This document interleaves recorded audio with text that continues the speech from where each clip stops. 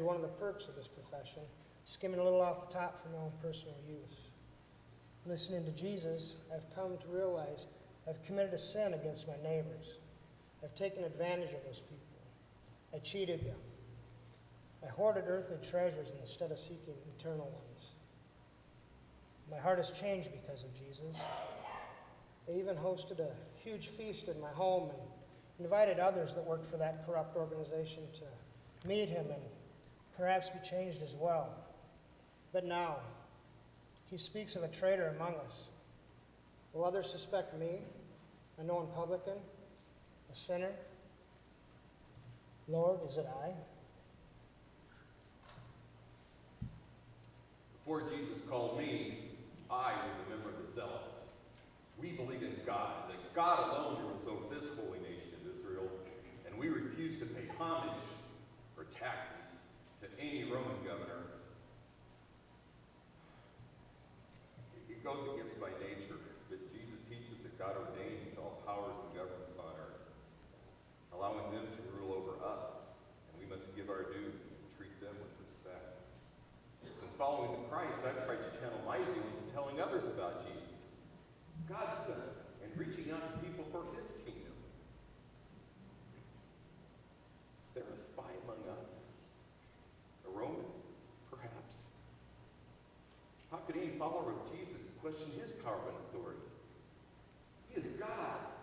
He is our King. He is greater than any government. Could I somehow revert to my old ways? Could I, Simon, betray my King? Is it I?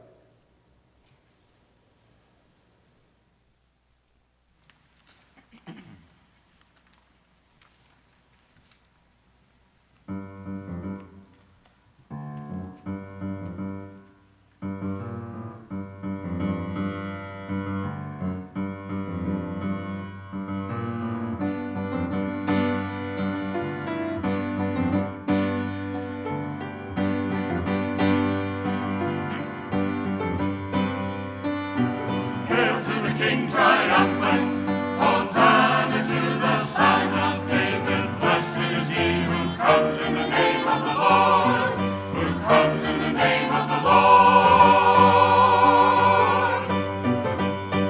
We know the prophecy of Zechariah. We know the promise that was foretold, that we would see our blessed that he would be riding on a colt. Here he comes, the King triumphant. Hosanna to the Son of David. Blessed is he who comes in the name of the Lord, who comes in the name of the Lord. We throw our cloaks and our coats before him. We lay the branches at his feet. We wave the palms as we adore him. It is the promised one we greet. Here he comes, the King triumphant. Hail Hosanna to the Son of David. Blessed is he who comes in the name of the Lord, who comes in the name of the Lord. He comes in the name of the Lord.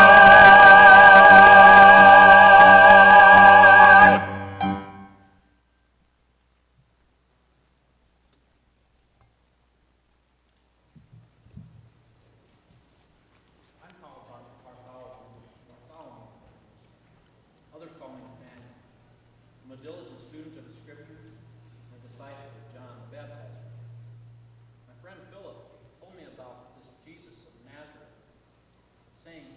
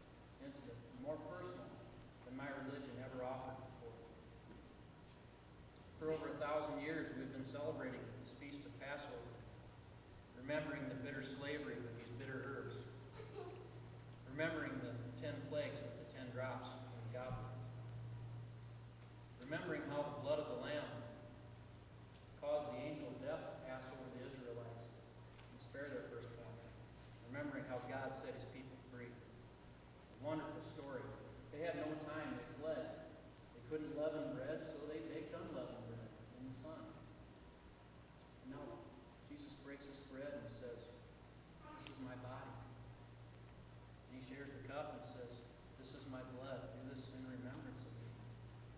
I don't understand. What can make me betray my friend? Lord, is it I? My name is Philip. Jesus came to me one day when I was working and said simply, "Follow me." I spent the entire day with him, and I became convinced this is truly the promised one. But it's taken some time for me to understand that this man, this fulfilled promise, is actually God here among us. Recently, thousands of men and women, families, were sitting on the hillside listening to him teach. Jesus asked me where we could buy bread to feed them all.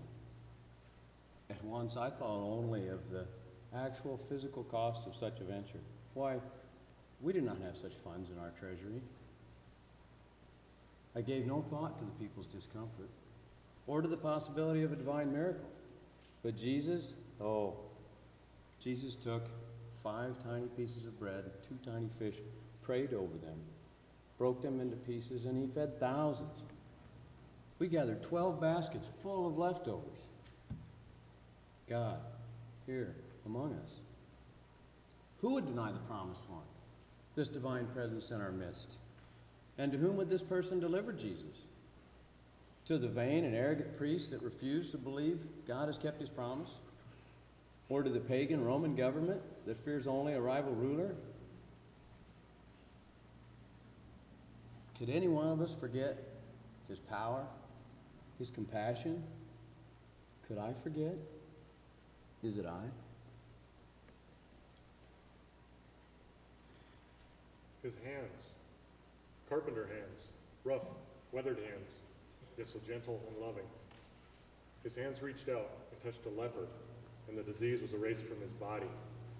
His hands reached out and touched Peter's mother-in-law, and her fever disappeared. His hands reached out and lifted Jairus' daughter from her deathbed. His hands have opened the ears of the deaf and the eyes of the blind, and mended the bones of the lame. Countless infirmities, illnesses, deformities, gone. His hands reached out, blessing small children when others would have turned them aside. His hands reached down, saving Peter from a churning sea that would have swallowed him. His hands, blessing and breaking bread, folding in prayer. Such simple gestures and yet so profound. His hands that served myself, Thaddeus, and my other brothers. They're the very hands of God in this very room. All of us have received blessings from his hands. All of us have seen the miracles that these hands have performed. Who could betray him into the hands of an enemy? Will I, Thaddeus, betray you? Is it I?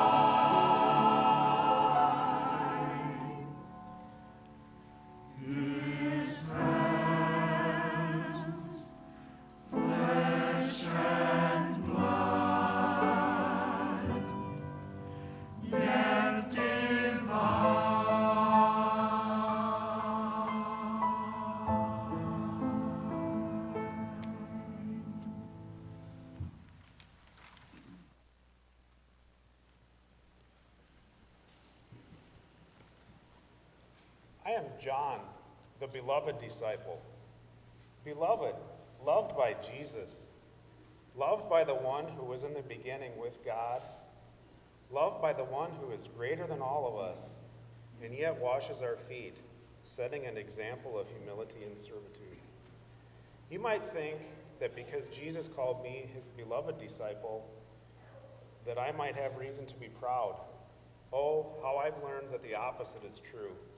I thought that I might hold a place of power and prestige in his kingdom, but he has shown me over and over that the war he wages is a spiritual battle. He reaches out to the needy, the paupers. He does not seek out the rich and powerful. He dines in the home of sinners and common folk, not the elite. I have seen him equally befriend a well-known Pharisee and an immoral woman, forgiving both. God has sent his Son because he loved the world, the lowly, me, so much that he does not want any of us to perish, but to have everlasting life. This Jesus, he is the way, the truth. He is life. Even though we are his closest friend and followers, I don't think we truly understand the depth of his love. I believe that he would give his life for mine. How could I not do the same? Will my pride cause me to stumble? Will I betray him? Could I? Is it I?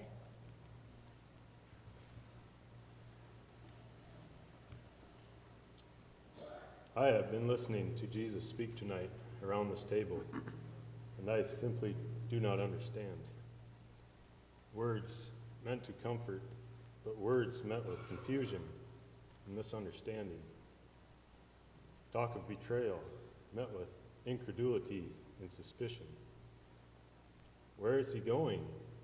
There is so much yet to be done, right here, right now. Sometimes I wonder that I, Thomas, have seen him with my own eyes. I have touched my Lord and Master with my own hands. I have watched him perform wonders, change lives. I don't want him to go away, not now and not ever. And how can we follow him if we don't know where he is going? Is there something I have done or will do that will contribute to this betrayal he speaks of?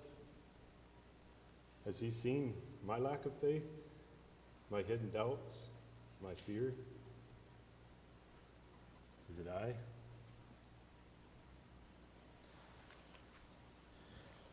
My name is Judas Iscariot, the treasurer of the group. I have followed Jesus, but I'm growing tired of his reluctance to take a stand against our oppressors. I believe he is who he says he is, but why would God send a Messiah for this? To serve bread and to wash feet? I have no need for a spiritual king. We need a political king, someone to stand up and overthrow these Roman tyrants. Thousands of people follow him over mountainside. Surely he could put together an army in no time. Something must be done to force him to make his move. A betrayer among us indeed. All these men look inwardly and suspiciously and ponder their own motivations. But why do they sit here like sheep waiting for a shepherd? Someone must do something. Well, I have. Tonight, the elders and chief priests will help me help him usher in the promised kingdom. History will thank me for this. Oh yes, someone has betrayed him. Perhaps all of us will do so before the night is over. Jesus, is it I?